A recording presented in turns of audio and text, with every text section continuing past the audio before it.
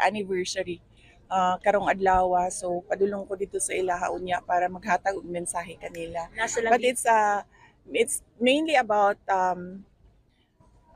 the rule of law kana ang ako ang mensahe para kanila. Sir Jason Amisola of Dili ba siya PTV. i-politicize DP ang imuhang pag-adto dito? Dili ba kaya di siya ma-politicize sa mga Dili man siguro siya sa tanaw nako dili siya ma-politicize tungod kay Dabawenyo ko og vice president ko, and doon ako'y duty nga i-comfort ang mga members sa KOJC sa ilahang kalisod nga ginakaagian karon. Alright, thank you, ma'am. VP, with the amidst the happening po doon po sa KOJC, ano po yung mensahe natin sa mga Dabawenyos?